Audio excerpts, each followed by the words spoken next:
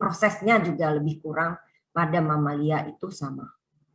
Nah, jadi kajian-kajian biokimia itu tidak terlepas bagaimana zat-zat kimia yang ada di lingkungan itu ditinjau dari aspek fisika, kimia, dan biologi, di mana dia itu terkait satu sama lain. Contoh seperti kondisi kebakaran hutan, ya, bagaimana polusi yang muncul, partikel-partikel yang ada di atmosfer itu berkumpul di udara kemudian dihirup oleh makhluk hidup, termasuk manusia. Partikel-partikel hasil pembakaran tidak sempurna itu akan menyebabkan zat-zat racun akan semakin menumpuk di dalam tubuh manusia. Kita sudah belajar xenobiotik, kita sudah belajar bagaimana zat-zat asing diproses di dalam tubuh manusia. Ya, termasuk kan obat-obatan itu adalah zat asing. Zat beracun juga adalah zat asing yang di dalam tubuh akan diproses terutamanya di hati. Walaupun ada organ lain juga yang berperan di dalam fungsi metabolisme zat-zat racun. Oleh karena itu, lingkungan yang memproduksi zat atau bahan kimia beracun itu akan mempengaruhi proses biokimia tubuh makhluk hidup. Akan mempengaruhi bagaimana fungsi kerja hormon, fungsi kerja enzim, sehingga kondisi sehat manusia yang berlangsung metabolismenya normal menjadi bermasalah. Dampaknya apa? Ketika muncul ketidakteraturan terhadap sistem dan fungsi kerja enzim, hormon, dan fungsi cairan tubuh lainnya, maka kita akan bisa langsung menyimpulkan bahwa metabolisme pada makhluk hidup ini akan menjadi kacau. Ya. Terlebih lagi, jika racun yang masuk yang mempengaruhi tubuh itu tidak mampu dimetabolisme di hati. Yang utamanya ya, sehingga zat xenobiotik yang masuk itu tidak bisa dirubah menjadi polar, tapi dia akan menumpuk di hati menjadi suatu molekul inaktif yang tidak bisa diproses apapun. Ya, sehingga terjadilah apa bisa kita prediksikan. Organ-organ tertentu yang menjadi target dari zat kimia ini akan menjadi menumpuk di situ dan menyebabkan kerusakan sel pada organ itu. Ya, contoh pada kondisi cemaran dari bahan merkuri yang dihasilkan dari baik asap maupun dari kegiatan manusia secara illegal mining yang menggunakan cairan merkuri di dalam proses pengolahan bahan mineral yang mengandung emas, biji emas, ya, lalu dicampur dengan merkuri dan mereka menghirup uap merkuri tadi. Maka target sasaran merkuri itu pada manusia adalah saraf. Maka merkuri itu larinya bukan ke hati tapi ke merusak saraf. Ya, fungsi tubuh menjadi tidak sehat. Ya. Banyak terjadi gangguan keseimbangan. Banyak keluhan-keluhan sakit kepala. Banyak kelainan pada bayi yang lahir. Ya, karena semua fungsi-fungsi yang terkait dengan bagaimana pembentukan inisiasi organ pada saat jadi fetus, ya, janin itu tidak sempurna. Nah, inilah bagaimana faktor lingkungan itu mempengaruhi kepada sistem metabolisme biokimia tubuh kita.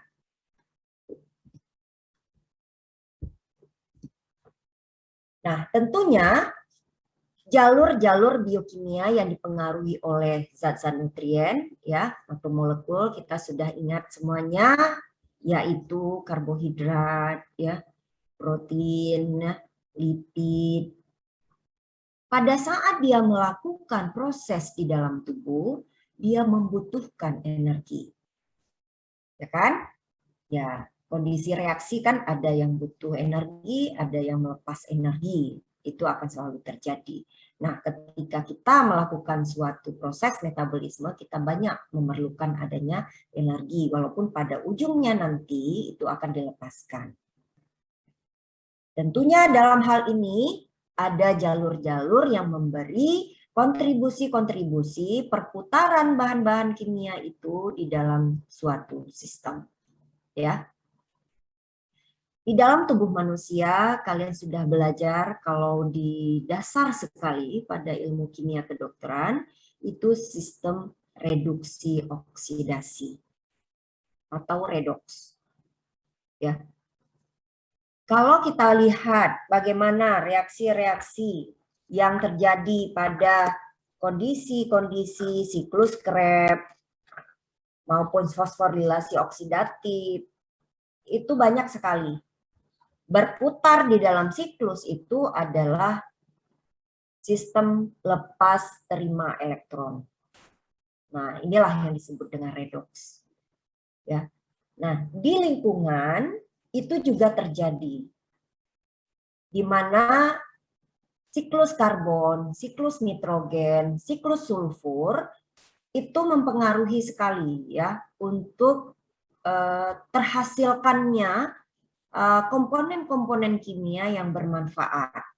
Ya, misalnya dari siklus karbon nanti akan bisa saja menghasilkan karbon-karbon yang sifatnya positif bagi manusia, makhluk hidup, dan bisa juga dia dalam kondisi berupa zat beracun, dia akan menjadi berdampak negatif ya. Tetapi yang mau saya jelaskan bahwa siklus ini pada lingkungan itu memberi suatu perputaran-perputaran yang tidak pernah berhenti sesuai dengan bagaimana perkembangan teknologi yang ada di sekitar kita, dan itu otomatis kita sebagai manusia akan terpengaruh juga. Nah, kembali bagaimana sistem redoks di dalam tubuh organisme itu, dia berasal dari reaksi fisika kimia. Ya. Nah, reaksi-reaksi ini bisa saja bermodifikasi di alam dan dipengaruhi oleh temperatur, ya, oleh cuaca, dan faktor-faktor lainnya. Dan kondisi-kondisi inilah yang mendorong reaksi-reaksi itu ada yang melepas elektron dan ada yang menerima elektron. Nah, tentunya hal ini akan memberikan suatu gambaran kepada kita bahwa reaksi-reaksi yang terjadi di lingkungan itu lebih kurang juga dia akan memberikan suatu siklus metabolisme yang lainnya bagi tubuh manusia. Nah, kalau kita mencoba menerjemahkan hal ini di dalam tubuh manusia, maka kondisi-kondisi lingkungan itu bisa juga menyebabkan pada organisme kondisi menurunnya proses oksidasi tadi ya. Misalnya pada contoh di sini kita menghasilkan suatu reaksi NAD+ ya, dan juga kita kemudian akan pada sebuah reaksi kimia juga ada melibatkan molekul NADH. Nah, kondisi butuh dan lepas elektron ini itu menunjukkan bahwa sistem redoks biologi itu pada manusia itu bisa memberi kestabilan. Ya. Ini satu contoh saja kepada siklus karbon. Ya. Nah, ini kita lihat bagaimana di dalam kehidupan manusia itu di bumi itu sangat dominan karbon atau unsur C. Ya, bayangin aja. Untuk karbohidrat aja berapa atom C, kan susunannya. Nah, jadi menunjukkan bahwa atom karbon ini pada kehidupan manusia itu memang sangat dibutuhkan. Nah, proses oksidasi reduksi dari molekul karbon ini itu juga dimengaruhi oleh kondisi lingkungan. Pada kubus ini, ya, kalian bisa melihat bagaimana molekul yang mengandung karbon itu direduksi, ya, pada fase aerobik dan anaerobik. Di mana pada aerobik, reduksi karbon dioksida itu di alam itu terjadi pada tumbuhan alga atau bakteri. Ya, itu pada kotak pertama sebelah kanan atas, ya, digambarkan bahwa siklus reduksi karbon dioksida ini saling memberikan kondisi pada fase aerobik dan anaerobik. Pada kotak kedua di bagian bawahnya, asimilasi anaerobik dari karbon dioksida ini memberi suatu masukan, ya, bagi bakteri atau makhluk hidup autotrofi. Nah, artinya sudah ada kesinambungan dari proses yang pertama tadi.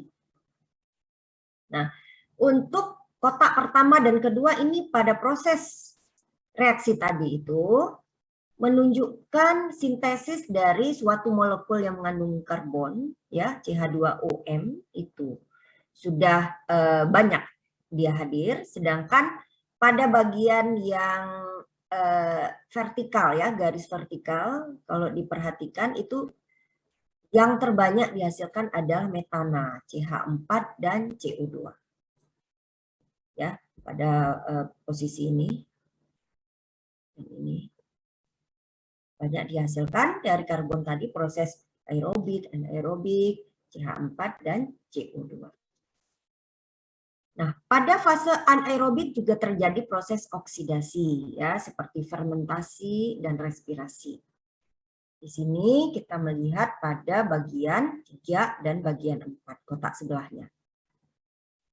Nah, di sini terjadi evolusi CO2, ya, baterai.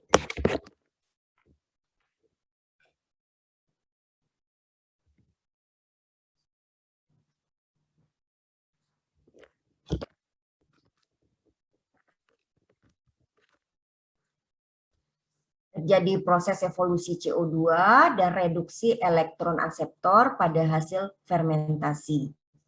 Jadi dari kotak pertama dengan kotak kedua itu digunakan pada kotak ketiga, kotak keempat, ya, lalu di sini prosesnya fermentasi di mana reaksinya dari molekul yang mengandung karbon M menjadi molekul yang mengandung karbon N. Ya, jadi terjadi perubahan maksudnya di situ. Di mana karbon yang terbentuk itu akan mereduksi senyawa organik yang dihasilkan dari fermentasi anaerobik. Nah, apa yang bisa kita simpulkan dari siklus-siklus yang terjadi di sini? Bahwa pada reaksi biologi yang melibatkan pertumbuhan mikroba, proses redox itu akan selalu terjadi. Ya, reaksi aerobik akan berlangsung dan proses akseptor elektron terjadi dalam sistem biologi. Nah, sekarang kalau kita kaitkan bagaimana proses lingkungan ini terhadap kesehatan manusia, maka kita akan bisa mengambil benang merahnya.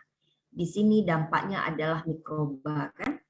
Nah, mikroba itu adalah sesuatu agen yang bisa saja, ya, dia itu pada kondisinya memberi dampak yang buruk bagi manusia.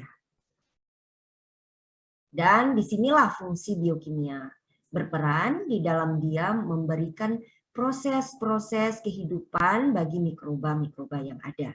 Ya, jadi di sini kita bisa coba menilai bahwa kita nggak melihat biokimia di tubuh kita yang membawa agen penyakit ke tubuh kita itu, dia juga transfernya melalui sebuah proses biokimia. Ya. Baik, apakah ada pertanyaan sebelum dilanjutkan? Dipersilakan.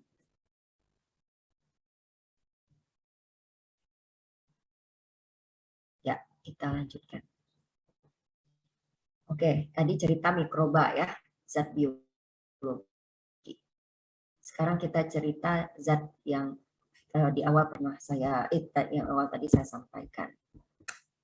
Nah, pada kondisi di mana lingkungan kita itu tidak bisa kita lepaskan dari teknologi dan perkembangan kebaruan untuk kesejahteraan manusia, kan katanya gitu ya, bahwa hidup ini harus berlangsung dengan semakin majunya teknologi, dengan semakin banyaknya industri, usaha yang akan membangkitkan perekonomian masyarakat. Nah, apalah ceritanya begitu kan? Nah, tapi dampak yang muncul dari kegiatan manusia ini dalam katanya mensejahterakan kehidupan tadi juga memberikan suatu kontribusi yang buruk. Nah, contohnya dari kegiatan lingkungan tadi akan dihasilkannya seperti tadi. Ada masyarakat yang ingin memperluas lahan pertaniannya sehingga dia ingin mengganti jenis tanaman yang dia tanam di lahan pertanian atau perkebunannya itu dengan yang lain dan dilakukan metode pembakaran. Ya, supaya efektif. Sehingga pada saat dia mengolah lahan pertaniannya itu tidak membutuhkan biaya yang besar.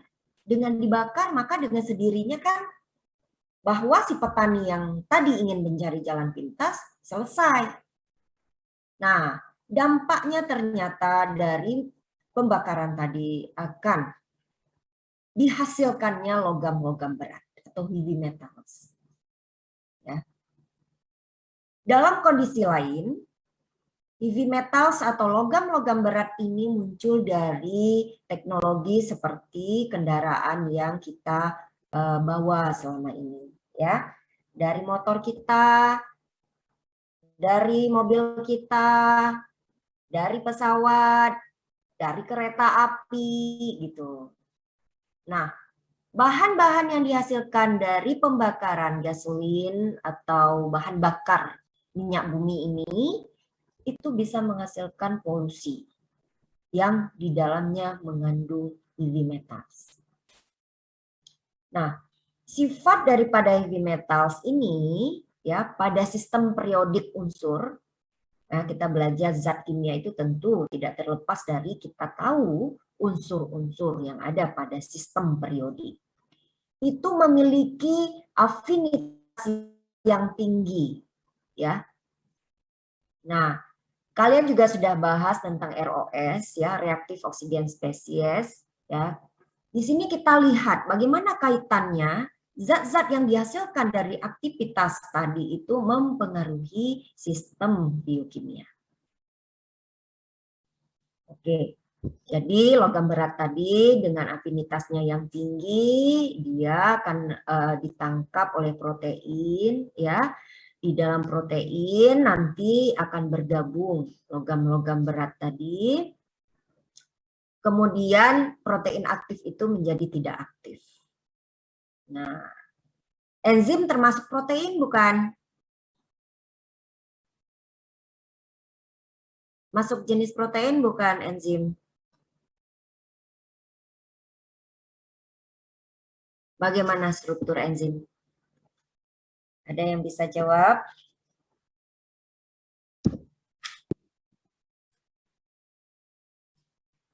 Struktur enzim itu? Ya benar dokter, berupa protein dokter. Oke. Nah, salah satu yang dipengaruhi dari logam berat ini adalah enzim. Ya, di dalam siklus ini kita lihat bagaimana logam berat itu bisa bergabung dengan enzim dan bisa menyebabkan kerusakan enzim tadi itu tidak aktif. Ya, pada kasus ini disebut secara general protein. Kalian sudah belajar enzim. Ya, bagaimana fungsi enzim? Dari setiap proses yang ada, dari mulai kita melakukan pengunyahan makanan, ya, proses bagaimana penghalusannya. Oke, kalian udah belajar enzim, bahwa enzim itu di dalam jantung, ya, di dalam paru juga ada, ya, di dalam hati juga ada, ikut turut secara langsung maupun tidak langsung. Nah, jika ini terjadi, maka enzim itu akan terpengaruh menjadi rusak. Nah, akibatnya apa? Kalau dia sudah rusak, maka akan tidak berlangsung lagi kondisi-kondisi normal di dalam tubuh. Akan terjadi redox imbalance. Proses reduksi, oksidasi yang tadi kita sampaikan pada slide sebelum ini bahwa akan itu terjadi secara normal, akan terjadi harmonis, ada yang lepas elektron, ada yang terima elektron, itu rusak. Terjadi gangguan metabolis. Metabolisme tidak berlangsung lancar, tidak berlangsung normal, tetapi dia sudah mengalami kecelakaan. Nah, inilah yang menyebabkan ROS itu muncul, ya, reaktif oksigen species itu keluar dan menyebabkan damage. Nah, inilah pengaruh daripada lingkungan yang menghasilkan logam berat dari aktivitas tadi kepada kesehatan tubuh manusia. Ya, jadi kita nggak cuma belajar bagaimana metabolisme di dalam, kita tahu juga bahwa kerusakan yang terjadi di dalam itu ada efek dari komponen luar atau lingkungan tadi. Nah, jadi ada banyak ya aspek-aspek dari lingkungan ini yang bisa kita kaji bersama. Ya, jadi adanya suatu kajian-kajian biokimia yang harus membutuhkan kerjasama dengan pihak-pihak yang lain.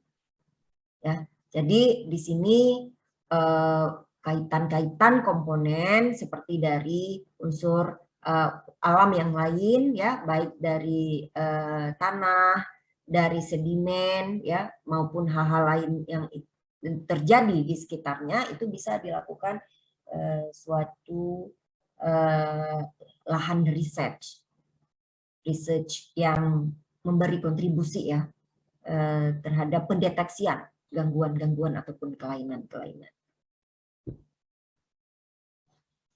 Untuk mendeteksi adanya suatu kelainan tadi tentu dibutuhkan ada sarana prasarana pendukung yang bisa memastikan bahwa komponen-komponen lingkungan tadi itu benar melakukan kerusakan-kerusakan bagi tubuh. Jadi peralatan-peralatan yang digunakan juga sangat penting untuk kita melakukan penentuan itu. Dan biasanya ini juga membutuhkan laboratorium yang handal ya untuk kita bisa mengetahui indikator-indikator tadi atau mengetahui melalui pengukuran biomarkernya tuh.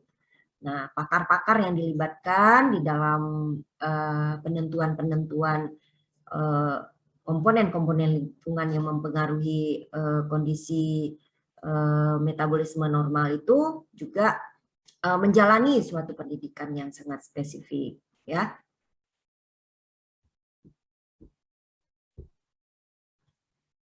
Ini adalah publikasi yang pernah dilakukan riset tentang bagaimana kajian-kajian lingkungan itu bisa mempengaruhi kondisi tubuh manusia. Jadi ada kajian-kajian terhadap logam berat. Contoh di sini publikasi yang dilakukan penelitiannya oleh Tamaki ya, itu arsenik. Arsenik itu secara biokimia lingkungan dia memberikan pengaruh-pengaruh yang sangat berbahaya. Jadi arsenik ini dia merupakan logam berat yang memang dalam jumlah yang sangat kecil, sifat racunnya itu sangat tinggi. Jadi di dalam proses arsenik ini dihasilkan, ada reaksi-reaksi reduksi, oksidasi, dan metilasi. Ya, jadi bagaimana arsenik ini di lingkungan bisa kemudian masuk kepada tubuh manusia, itu ada jalur atau pathway yang harus lewati gitu. Nah, penelitian ini dicobakan kepada tikus. Ya, bagaimana kemudian tikus ini bisa menunjukkan suatu proses yang memberikan kerusakan ya. Ini ada disampaikan pada penelitian ini bagaimana kondisi tikus itu ya secara penuh ini bisa memberikan gangguan metabolisme. Ya, ini contoh kaitannya.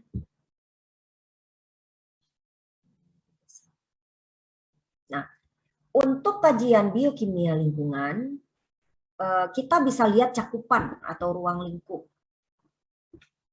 yang bisa dikaji ya kaitannya. Ya, awalnya memang kita harus belajar dulu dasar kimia lingkungan ya, tentang bagaimana pengaruh tanah, udara, air yang seperti tadi saya contohkan ya. Nah, jadi polusi-polusi yang muncul dari dampak industri ataupun kegiatan manusia ya, ataupun bagaimana jalur dia sampai material kimia tadi kepada manusia, atau bagaimana pada saat penuntasan, clean up pada proses limbah gitu ya, itu yang memunculkan adanya keracunan atau toksisitas. Kalau di farmakologi kalian udah belajar dalam tentang toksisitas ya, ada LD50 ujinya ya, ada IC50 dan seterusnya. Nah, pada biokimia juga kita membahas tentang bagaimana toksisitas itu pada suatu material kimia mempengaruhi kepada proses metabolisme. Lalu kita hidup ini kan bukan hanya badan kita ya. Ada makhluk lain juga yang kadang-kadang berada dekat sekitar kita, yaitu agen penyakit.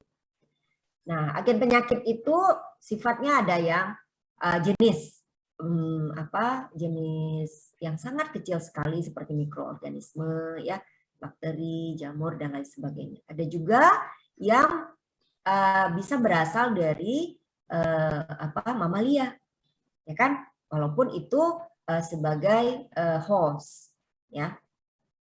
Nah, ini juga bisa kita bahas, misalnya seperti kasus pandemi COVID-19 ini, yang pada kelelawar ya, pada awal-awal kita bahas tentang kasus pandemi ini, ditemukannya ada virus corona itu pada hewan-hewan. Nah, itu kita bisa juga ikut membahasnya. Nah, selain itu, biokimia ini karena dia sangat kompleks ya, cuman harus bagi-bagi lahan ilmu. Dia juga membahas sampai ke level gen. DNA, RNA, bagaimana ekspresi ya, gambar dari rantai DNA, rantai RNA itu regulasinya terjadi ya, dan dipengaruhi kerusakan atau normalnya itu dari campuran-campuran zat-zat polutan yang ada. Ya, seperti saya contohkan tadi. Misalnya ada cemaran merkuri pada sungai yang digunakan oleh masyarakat untuk kebutuhan dia, ya. Dia makan ikan dari tangkapan sungai yang ada limbah merkuri tadi. Maka merkuri itu sudah terakumulasi di dalam ikan, di dalam udang, di dalam kerang, masuk ke dalam sistem tubuh manusia melalui pemakanan, dan di situ dia mulailah berikatan dengan enzim dan membuat enzim itu rusak, berikatan masuk ke organ, organ itu terganggu dan menyebabkan bisa sampai ke level gen. Ya, sehingga muncul kelahiran yang cacat misalnya. Ya, karena terpengaruhi kepada pembentukan gen DNA dan RNA-nya. Nah, kita bahas itu juga pada biokimia lingkungan. Ya. Kemudian bahan-bahan kimia yang bisa menyebabkan kerusakan-kerusakan pada sistem endokrin. Ya, itu sangat banyak sekali ya faktor-faktor lingkungan yang mempengaruhi hormon dan enzim. Kemudian biokimia lingkungan ini juga membahas tentang farmakologi gitu. Jadi kita juga ada menguji toksikologi pada pelajaran biokimia. Nah, jadi ilmunya itu bisa bekerja sama gitu dengan bidang ilmu yang lain, ya. Dan juga kita membahas bagaimana hubungan, misalnya petani-petani, peternak-peternak menggunakan insektisida, menggunakan pestisida yang juga dia mengandung senyawa aromatik, alifatik, ya, benzen gitu, yang bisa menyebabkan terjadinya degradasi mikrobial. Ya. Nah, seperti misalnya kita menggunakan baygon atau semprotan-semprotan atau menggunakan bahan-bahan di dalam kehidupan manusia lah sebagai insektisida, ya. Nah, itu juga akan mempengaruhi microbial degradation. Kemudian di sini juga terkait dengan pelarut kimia, obat-obatan, ya, kosmetik dan lain sebagainya juga ikut terbahas di dalam biokimia. Ya, kalau bioremediasi itu lebih kita meninjau dari bagaimana lingkungan itu bisa terperbaiki, ya, kondisi-kondisi limbah yang muncul, ya, itu bisa diperbaiki dengan dibantu oleh zat-zat mikrobiologi. Lalu logam di lingkungan seperti yang contoh tadi arsenik, ya, merkuri, itu kaitannya bagaimana kepada sistem respirasi ketika kita menghirupnya, ya, dari asap rokok, dari asap kendaraan bermotor. Nah, itu juga bisa kita kaitkan ke sini. Lalu ada banyak lagi, ya, yang memang di biologi lingkungan itu kita bisa dapat keilmuannya. Jadi nggak melulu kita bahas tentang diri sendiri manusia di dalam, tetapi ada faktor-faktor seperti tumbuhan, bagaimana pengelolaan limbah, bagaimana terhadap perubahan iklim, itu mempengaruhi kepada sistem kesehatan tubuh kita. Nah, ini contoh bagaimana efek logam, ya, lead atau Pb, pelumbung, terhadap sintesis hemp. Nah, kita udah tahu ya bahwa xenobiotics itu adalah senyawa yang juga ditemukan pada organisme-organisme yang hidup, yang asing sebenarnya dia di dalam tubuh makhluk hidup itu, ya. Nah, jadi xenobiotik itu yang ada di dalam tubuh itu jika dia berlangsung dalam jumlah yang banyak dan hadir dalam akumulasi yang banyak juga, maka itu bisa menimbulkan adanya metabolisme yang burden, ya, yang melelahkan dari proses metabolismenya. Nah, contoh jenis dari xenobiotik yang ada itu adalah jenis antibiotik, ya, jenis insektisida, logam, hormon juga termasuk xenobiotik.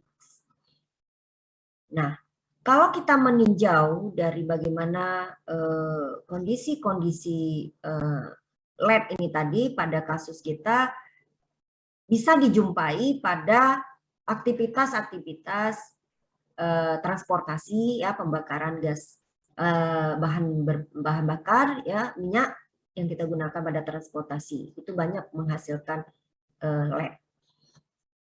Dan kalau kita lihat bagaimana itu mempengaruhi manusia juga kita bisa meninjau dari kondisi hewan-hewan di sekitar kita yang juga akan membawa dampak kepada tubuh manusia.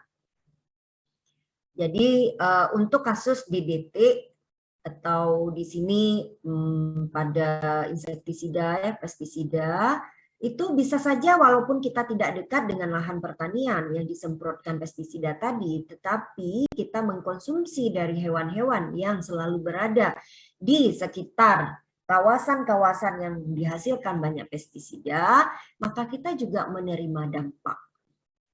Ya, jadi trophic levels ini menunjukkan bahwa tidak perlu kita sampai kepada sumber bahaya, tetapi dari perantaranya kita makan, ya, maka kita juga bisa mendapatkan penyakit atau zat-zat berbahaya tadi. Nah, inilah yang mungkin rantai makanan yang harus kita jaga sehingga ada proses bioakumulasi di sini yang terlibat.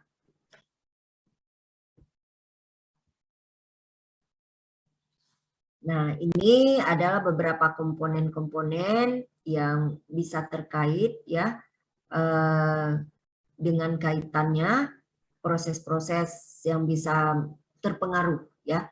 Misalnya komponen kimia di dalam tubuh manusia seperti karbohidrat dan lipid ya, asam amino dan protein, darah dan plasma, membran-membran biologi, asam nukleat seperti DNA dan RNA. Ini bisa terpengaruh. Kemudian adanya proses-proses metabolisme seperti aktivitas enzim, membran transport mekanisme, hemostasis, koagulasi darah, ya, oksigen transport, neurotransmitter function, aging. Ini semua bisa dikacaukan ya dengan kondisi-kondisi tidak sehat tadi. Nah, kondisi-kondisi yang bisa juga mempengaruhi imunitas ya, bagaimana nutrisi dan metabolisme mineral yang penting bagi tubuh juga bisa mempertahankan kondisi-kondisi keracunan tadi. Adanya molekular genetik, hereditas atau keturunan serta genomics.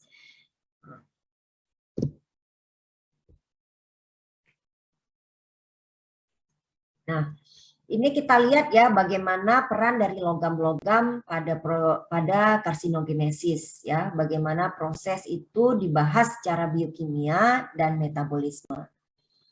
Jadi pada contoh karsinogenesis ini adalah logam seperti vanadium, kromium, molybdenum, arsenik dan selenium.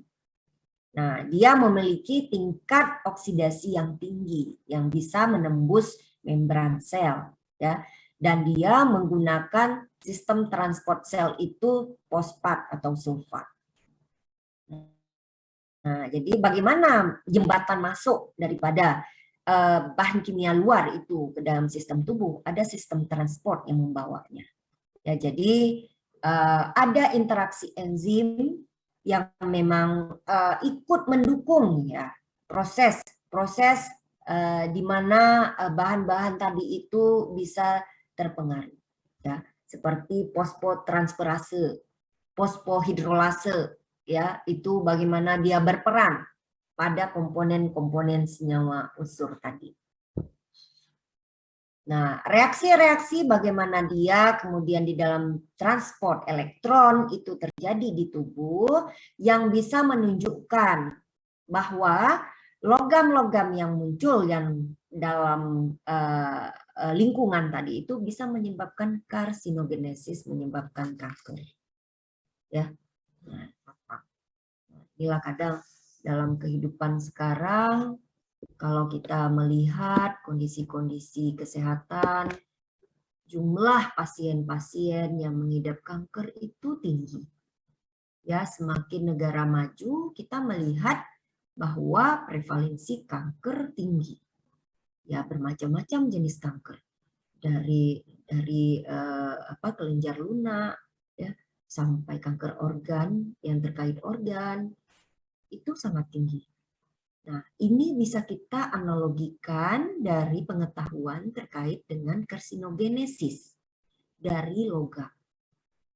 Ya, bagaimana dia kemudian bisa memberi dampak terhadap rusaknya fungsi-fungsi itu.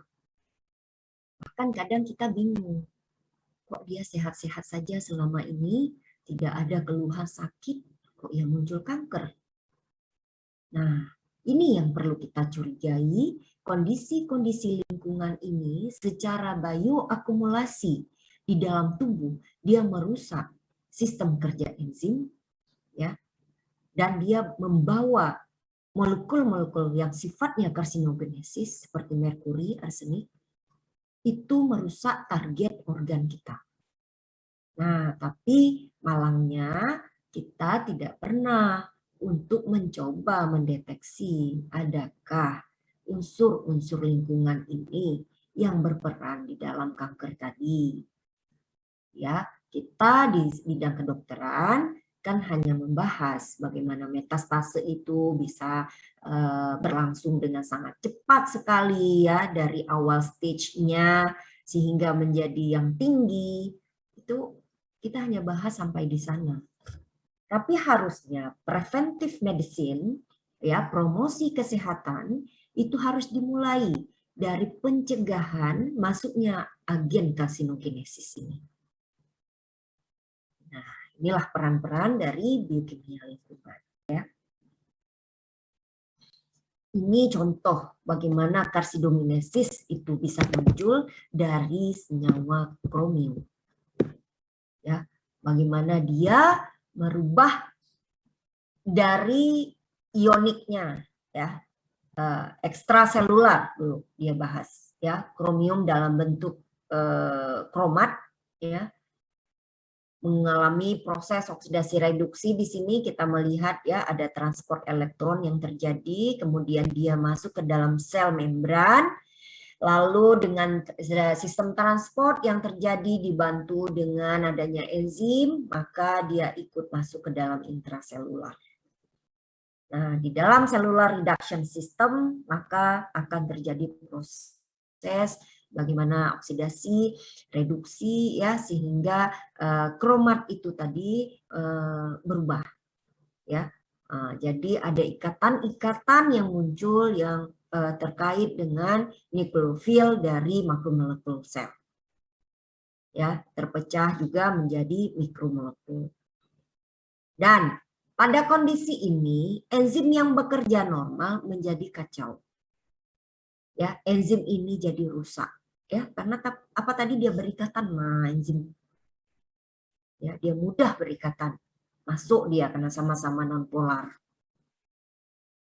Dan karena enzim ini rusak, banyak sistem-sistem di dalam tubuh itu yang nggak bisa lagi terjadi seperti biasanya metabolisme itu terjadi. Jadi semacam unusual metabolism happen. Ya, sehingga kondisi ini lambat laun semakin terjadi penumpukan. Kita tidak mengenali kelainan ini dari awal, sehingga akan memunculkan kanker. Terjadi mutasi-mutasi karena ada sesuatu yang normal menjadi abnormal. Nah, inilah yang menjadi sebuah keprihatinan bagi kita ya dalam kajian-kajian tersebut. Nah, ini saya tampilkan beberapa contoh ya riset-riset terkait dengan bahan-bahan kimia dari lingkungan tadi yang bisa membawa kepada tinjauan biokimia ya yang kaitannya dengan clinical toxicology juga. Ya, bagaimana pesticides organofosfat itu bisa masuk ke dalam tubuh dan dengan metabolisme yang berjalan, efek toksikokinetik, toksikodinamics ya dari organofosfat poisoning itu kemudian akan mempengaruhi kepada metabolisme tubuh. Dan ini beberapa secara pasti itu disampaikan karena telah diujikan pada hewan tikus. Yang biasanya memang kita sebelum mencoba kepada manusia, ya kita berterima kasih kepada hewan coba ini karena dia sudah duluan memberi informasi kepada kita tentang hal-hal berbahaya yang harus kita hindari. Ya. Nah, ini ada juga skema yang menunjukkan interaksi metabolisme ya dari respon-respon tisu-tisu yang ada. Ya, bagaimana nutrien yang masuk. Jadi kalau nutriennya ini nutrien yang bagus, maka respon tubuh kita akan menjadi tubuh yang tumbuh dan berkembang dengan baik. Tapi jika nutrients yang masuk ini mengandung bahan-bahan kimia yang malah menjadi karsinogenesis, maka dia akan mempengaruhi sistem metabolik kita, akan mempengaruhi kontrol genetik, ya, akan mempengaruhi kontrol fisiologis, ya, akibatnya menyebabkan gangguan-gangguan yang menghasilkan respon-respon yang jelek. Ya, di dalam level sel juga bahan-bahan organik, oksigen bereaksi ya di dalam organisme itu akan memberikan suatu rangsangan-rangsangan kepada sintesis protoplasma di dalam protoplasma dan akan menghasilkan energi. Ini adalah bagaimana proses metabolisme aerobik terjadi pada kondisi-kondisi senyawa organik itu masuk. Ya. Nah, ini satu contoh lagi bagaimana biokimia lingkungan itu dipengaruhi karena dampak kebisingan. Ya, kita tahu ya bahwa bising atau noise di sekitar kita itu kadang muncul ya pada lingkungan-lingkungan yang tidak kondusif. Apakah ada industri di sana yang menimbulkan getaran atau suara yang berterusan secara kontinu? Nah, ini menyebabkan munculnya chronic occupational noise exposure, biasanya pada manusia-manusia yang bekerja pada industri ini. Nah, jadi tinjauan bagi pekerja-pekerja yang berada pada industri-industri noise yang menghasilkan kebisingan, itu bisa memberikan beberapa dampak bagi kesehatan tubuhnya. Dimulai dari apa? Adanya kerusakan dari DNA-nya, tekanan darahnya, kemudian serumnya. Ya, nah pembahasan terkait masalah kebisingan saja bisa kita kaji secara biokimia. Nah, jadi tentu ini dari panca indera kita, pendengaran kita, itu kita bisa tahu ya bahwa nggak hanya kita bahas di dalam faktor luar lingkungan itu juga ketika bisa merusak daripada sistem tubuh ini, maka dia itu akan memberikan dampak-dampak yang komponen-komponen biokimianya itu sangat jelek. Ya. Nah, jadi itu yang bisa saya berikan selama 1 jam lebih untuk materi kita pada pagi hari ini. Nah, mungkin sekarang saya mau kita sharing saja ya.